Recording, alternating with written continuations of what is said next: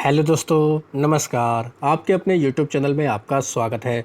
इस वीडियो में हम बात करेंगे लेटेस्ट खबरों के बारे में, अपडेट के बारे में, जिनकी वजह से कई सारी कंपनियों के ऊपर असर देखने को मिल सकता है। वीडियो शुरू करने से पहले कहना चाहूँगा, अगर किसी ने चैनल पर फर्स्ट टाइम विजिट किया है तो चैनल को सब्सक्राइब कर लें और बेल आइकन को ज़रूर दबा लें। साथ ही हमारे दूसरे चैनल बिजनेस वर्ग इसको सब्सक्राइब कर सकते हैं, बेल आइकन को हिट करके रख सकते हैं। कुछ इंपॉर्टेंट वीडियो ऑलरेडी चैनल पर डाल दी गई, तो चाहे आप इनको भी विजिट कर सकते हैं। सबसे पहले बात करेंगे, वीडियो की शुरुआत करेंगे अमेरिकी बाज़ारों से। अमेरिका के बाज़ार अगर देखें लाल निशान में है, लेकिन नो डाउट निचले लेवल से अच्छी खासी हमें रिकवरी देखने को मिली। लगभग बोल सकते हैं 1200 पॉइंट के आसपास डाउ जोन्स हम लोगों को निचले लेवल से रिकवर करते हुए देखने को मिले, जो एक अच्छी बात हम लोग बोल सकते हैं, जिसकी वजह से दोस्तों हमारे बाज़ार पर भी इसका असर पड़ सकता है। माफ़ी चाहेंगे दोस्तों, 1400 पॉइंट के आसपास निचले लेवल से डाउ जोन्स रिकवर हुआ है। अभी देखें लाल निशान है, हो सकता है दोस्तों ठीक ठाक चीज़ें रही तो ये हरा निशान भी देखने को मिल जाए, लेकिन अभी भी लाल निशान में हम लोग को डाउ जोन्स देखने को मिल रहा है। लेकिन नैस्डैक तो दोस्तों हम लोग को हरे निशान में देखने को मिल रहा है। नैस्डैक में हरियाली आ चुकी है। हालांकि ये भी दोस्तों निचले लेवल से 700-800 पॉइंट के आसपास हम लोगों को रिकवर होते हुए देखने को मिला। तो अमेरिका में काफ़ी ज़्यादा दिक्कतें रही हैं। डोनाल्ड ट्रंप की तरफ से कुछ बड़े अनाउंसमेंट देखने को मिले। हालांकि फिर से हम लोग को डोनाल्ड ट्रंप की तरफ से चाइना को लेकर चेतावनी देखने को मिल रही है, जो कहीं ना कहीं बाजार को थोड़ा परेशान कर सकता है। उसका रिएक्शन भी हमें आने वाले समय में देखने को मिल सकता है, क्योंकि डोनाल्ड ट्रंप की तरफ से मंगलवार तक का चीन को टाइम दिया गया है। डोनाल्ड ट्रंप ने कहा है कि चीन ने जो 34% का टैरिफ लगाया किसके ऊपर, अमेरिका के ऊपर, तो डोनाल्ड ट्रंप की तरफ से कहा गया कि अगर इन्होंने अपने 34% वाला ये जो टैरिफ लगाया इसको अगर नहीं हटाया तो यूएस क्या करेगा, चीन के ऊपर अतिरिक्त 50% का टैरिफ लगा सकता है। ऐसी धमकी डोनाल्ड ट्रंप की तरफ से दी गई है। तो आप चाहें तो न्यूज़ भी पढ़ सकते हैं। ट्रंप की तरफ से कहा गया कि 50% का अतिरिक्त टैरिफ लगा जा सकता है। चेतावनी दी गई है। एक दिन की डेडलाइन इसकी दी गई चाइना को।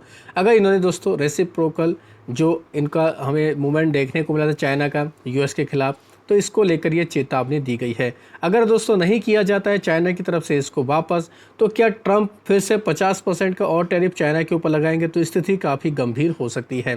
तो इस वजह से बोल सकते हैं बाजार में भी काफ़ी वॉलेटिलिटी का माहौल रह सकता है। डाउ जोन्स में भी काफ़ी अप डाउन है। हालांकि निचले लेवल से नो डाउट अच्छी खासी हमें रिकवरी देखने को मिले। अगर बात की जाए हमारे बाज़ार की, हमारे बाज़ारों का कैसा हाल रह सकता है, अगर देखा जाए दोस्तों तो हम लोग को कह सकते हैं इतना ज़्यादा ख़राब तो देखने को नहीं मिलेगा। लेकिन आपको पता है दोस्तों मार्केट है, पल पल की खबरों का रिएक्शन देखने को मिल जाता है। सुबह के समय तक क्या खबर आएगी किसी को नहीं पता। दोस्तों ये सारी चीज़ें तो हम लोग को खबरों के अकॉर्डिंग रिएक्ट करते हुए देखने को मिल जाती है। अभी तक की सिचुएशन देखें तो कह सकते हैं कि हमारे बाज़ार स्टेबल रह सकते हैं। कोई इतना ज़्यादा हम लोग को प्रेशर देखने को नहीं मिलेगा। कह सकते हैं निचले लेवल से रिकवरी भी आ सकती है, लेकिन डाउ जोन्स की रिकवरी जो देखने को मिल रही है उसके आधार पर ये सारी बातें कही जा रही हैं। बाजार में तो काफ़ी ज़्यादा प्रेशर देखने को मिला। DIIs और FIIs की तरफ से काफ़ी ज़्यादा एक्टिविटी भी देखने को मिली। तो DIIs की तरफ से तो काफ़ी ज़बरदस्त तरीके से दोस्तों बाजार से माल उठाया गया 12,122 करोड़ रुपए का, जबकि FIIs की तरफ से 9,040 करोड़ रुपए का माल सप्लाई किया गया है। तो FIIs ने तो काफ़ी ज़्यादा डंप किया है, लेकिन DIIs ने मार्केट को सपोर्ट करने की कोशिश की। तो इस वजह से भी कह सकते हैं कि क्लोजिंग के वक्त हम लोग को ठीक ठाक थोड़ी सी रिकवरी बाजार में देखने को मिली थी। तो कुछ कंपनियां भी हैं जो खबरों की वजह से काफ़ी फोकस में रहेंगी, तो आप उनको भी चाहें तो फोकस में रख सकते हैं, स्टडी कर सकते हैं। भारत इलेक्ट्रॉनिक्स यानी BEL, इस कंपनी को 2,385 करोड़ रुपए का ऑर्डर मिला है। सप्लाई करना है इनको दोस्तों electronic warfare suit Indian air force के चॉपर को। तो ये भी कहीं ना कहीं काफ़ी अच्छी खबर है भारत इलेक्ट्रॉनिक्स को लेकर। तो इस वजह से ये कंपनी फोकस में रह सकती है। दूसरी कंपनी है टाइटन की बात करें, इन्होंने दोस्तों अपने Q4 के अपडेट दिया है, बिजनेस का डेटा रिलीज किया है। कंपनी का रेवेन्यू का देखा जाए जो डेटा कंपनी की तरफ से बताया गया उसमें 25% का हम लोग को ग्रोथ देखने को मिल सकती है। ज्वेलरी सेगमेंट में कंपनी ने काफ़ी अच्छा परफॉर्मेंस दिखाया है। कंपनी ने कुछ इंपॉर्टेंट पॉइंट भी मार्केट के सामने रखे हैं, जैसे ज्वेलरी सेगमेंट में देखें कंपनी का बिजनेस 25% तक अच्छा मोमेंटम दिखा सकता है। साथ ही आई केयर डिवीजन में देखें यहाँ पर 19% तक की ग्रोथ रह सकती है। साथ ही बियरेबल एंड और वॉचेस के बिजनेस में देखें यहाँ पर 22% तक की ग्रोथ देखने को मिल सकती है। फैशन एसेसरीज में देखें यहाँ पर 26% और 12% तक की हम लोग को ठीक ठाक ग्रोथ देखने को मिल सकती है।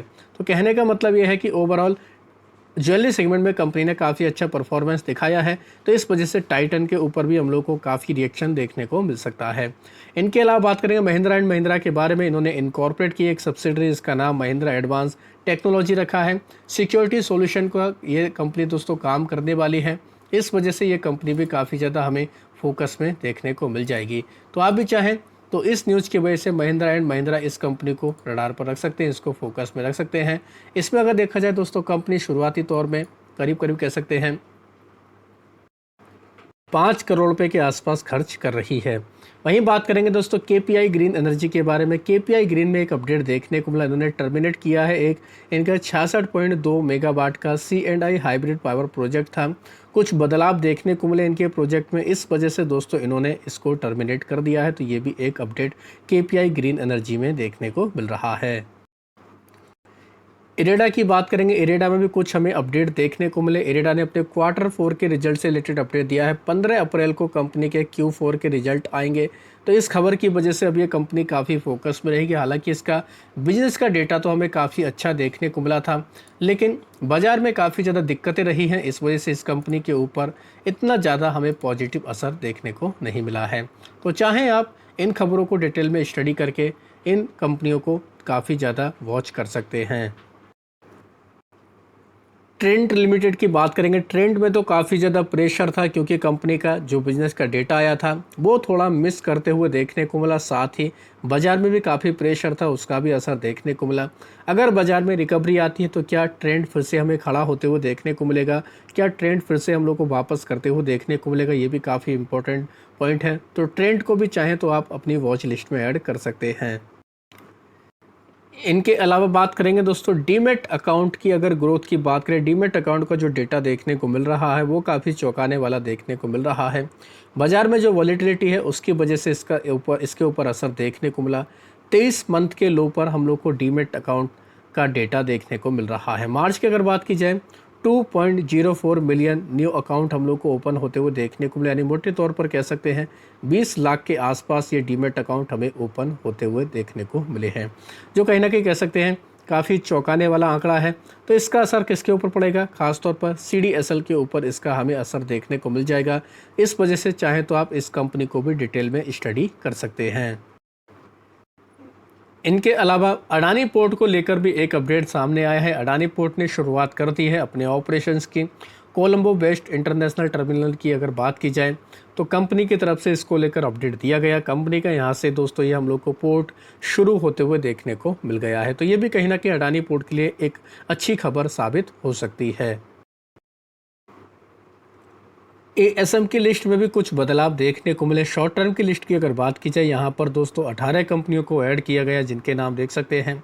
आर्य drug pharmaceutical, ad shop, e retail, Akash Optifibre, Bal pharma, Baroda extrusion, Caspian corporate service, इनके अलावा Dhanashree electronics, GKP printing packaging, Garware hitech, Globus constructor developer, Jetmall spice and masala, medico remedies, Nibe, popular foundation, Samyak international और श्रीजी ट्रांस लॉजिस्टिक को add किया गया है।